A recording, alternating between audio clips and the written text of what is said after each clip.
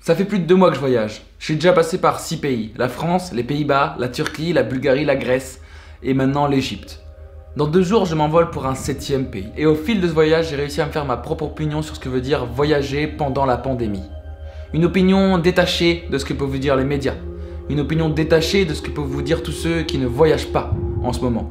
Une vraie opinion basée sur l'expérience sur le terrain que je m'apprête à partager avec vous.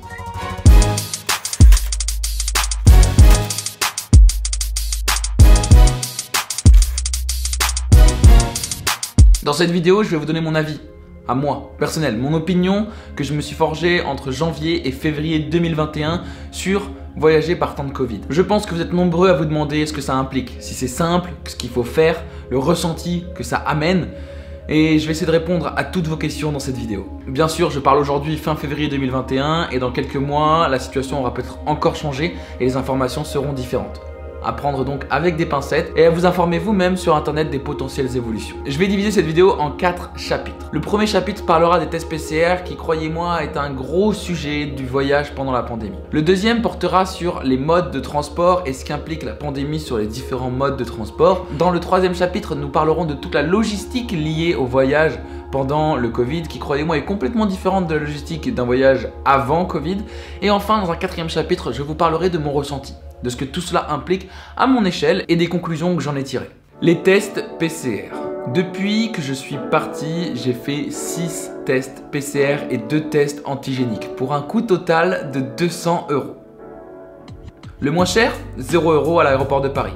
Le plus cher, 60 € en Grèce, à Athènes. Bien évidemment, il y a toute une logistique liée à la prise de test PCR, mais ça j'en parlerai dans le chapitre numéro 3. Dans ce chapitre, ce que je veux vous dire, c'est que le test PCR est devenu la norme. Il n'y a presque aucun passage de frontière qui se fait sans test PCR, et donc c'est vraiment un coup à prendre avant chaque passage de frontière d'aller se faire tester.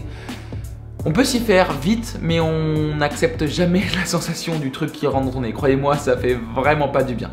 Au-delà de ça, c'est forcément plus compliqué de trouver un endroit où se faire tester, de savoir à quelle heure on peut se faire tester. J'ai 2-3 anecdotes à ce sujet que je vous raconterai dans la partie 3. Sur les points positifs de faire des tests PCR à chaque passage de frontière, c'est qu'on se rassure nous-mêmes et notre entourage en disant je suis négatif, et je suis négatif presque toutes les semaines parce que je passe une frontière presque toutes les semaines. Et donc forcément quand les gens te demandent ah tu voyages en temps de pandémie etc, blablabla, tu peux leur répondre oui mais je suis négatif toutes les semaines. Et même pour soi ça fait du bien sur la conscience de savoir qu'on est négatif toutes les semaines. Passons au chapitre 2, le transport. Forcément, quand on voyage, on prend des avions, on prend des bus, on prend des trains, on prend plein de types de transports et en fonction des compagnies aériennes, maritimes ou ferroviaires, les restrictions, les règles liées au Covid-19 changent et parfois d'un point de vue positif, parfois d'un point de vue négatif. Il faut savoir que les règles sont spécifiques à chaque pays et donc les compagnies, que ce soit aériennes ou maritimes ou ferroviaires, se plient aux règles de chaque pays. Mais grosso modo, ce qu'il faut savoir, c'est que le masque est devenu la norme dans tous les pays pour le transport, peut-être sauf en Égypte et encore que si dans les avions, si en fait, le masque est devenu la norme dans tous les pays pour le transport. Il n'y a pas un seul endroit où tu peux voyager sans masque sur ton nez et ta bouche. Il y a bien évidemment beaucoup moins de services, que ce soit dans les avions, dans les bus ou dans les trains. En fonction des compagnies, soit c'est complètement fermé, soit la consommation est interdite au niveau du bar, soit elle est impérative au niveau du bar et pas dans les wagons. Bref, il faut juste demander, s'informer pour être sûr de ne pas faire de bêtises. Petit problème de riche, mais le salon Air France ne proposait pas de buffet, juste un service à table. Problème de riche. Il y a forcément des points négatifs à ça aussi. Par exemple en Turquie, tous les bus doivent avoir une place sur 2 libre et donc pour les bus de nuit c'est plutôt une bénédiction parce que ça permet de prendre de la place, de s'allonger, de pouvoir dormir un peu plus confortablement. Mon premier bus de nuit en Turquie, j'avais toute la banquette arrière, rien que pour moi, j'avais un lit, grosso modo c'était très agréable, je dois l'avouer. Pareil pour le train que j'ai pu prendre en Grèce, une place sur 2 devait être libre, donc ça laisse plus d'espace pour les bagages, pour les jambes, pour travailler, pour plein de choses. Je pense que les compagnies ne s'y retrouvent pas financièrement, mais en tant que voyageur, c'est plutôt agréable. On arrive au chapitre 3, le chapitre de la logistique, et c'est là où ça se corse, c'est là où est toute la différence, la vraie différence du voyage avant et du voyage après Covid. Avant, quand on voyageait, quand on changeait de pays, La seule question qu'on se posait, c'était plus de savoir quelles sont les conditions dans ce pays. Est-ce qu'il y a des problèmes politiques? Est-ce qu'il y a des demandes de visa particulières à faire? On ne se demandait pas est-ce que le pays est ouvert ou est-ce qu'il y a des gros problèmes de coronavirus. Non, on se demandait juste est-ce que moi, en tant que Français ou en tant que n'importe quelle nationalité, j'ai le droit d'entrer dans ce territoire et sous quelles conditions. Aujourd'hui, il faut s'informer en temps réel de l'ouverture ou non des frontières qui ne cessent d'ouvrir, de fermer, d'ouvrir, de fermer. Pour ça, il y a un excellent site qui s'appelle Tour du Mondiste qui référence en temps réel l'ouverture des frontières et les conditions liées à l'entrée dans les pays. Et je dois dire que je le consulte tous les matins, au réveil. Au café. Très utile. Merci les amis. Une fois qu'on sait qu'on peut aller dans ce pays, il faut déjà pas se décider trop en avance car en fonction ça peut fermer au bout de quelques jours. Donc généralement on se décide 3, 4, 5, allez maximum une semaine avant d'aller dans ce pays. Vient ensuite le problème de logistique lié à la prise du test PCR. En fonction des destinations, c'est entre 72 et 120, voire je crois 240 heures avant le départ, mais souvent c'est 72 heures. 72 heures c'est très court. 72 heures pour trouver un lab dans un pays où vous ne parlez pas la langue, pour prendre rendez-vous dans ce lab, pour être sûr que le lab est ouvert la veille ou l'avant-veille du départ pour avoir les résultats à temps avant que l'avion ne parte, pour imprimer le test PCR bien évidemment parce qu'il le faut en papier, merci l'écologie. Bref, tout ça est une logistique qu'il faut garder en tête et pour moi ça n'avait pas bien commencé du tout. Je suis parti le 2 janvier depuis la France et bien évidemment il me fallait un test PCR 72 heures avant, mais j'avais un avion le 3 janvier également, donc il me fallait un test PCR au plus tôt datant du 31 décembre à 17 h. Le 31 décembre à 17 h, laissez-moi vous expliquer que tout est fermé. Le 1er janvier, tout est fermé. J'ai donc dû faire un test PCR le matin même de mon vol à Charles de Gaulle en espérant que les résultats arrivent à temps avant mon vol à 18 h le soir. Ils ne sont pas arrivés à temps. Moi j'ai quand même pris l'avion, mais ça c'est mon petit secret. Bref, j'ai quand même eu mon résultat de test négatif, tout va bien, la vie est belle. Voilà, le reste c'est pour moi. Bref, je passe entre une demi-journée et une journée à chaque passage de frontière pour organiser le passage de frontière. Ouais, juste pour un test PCR souvent.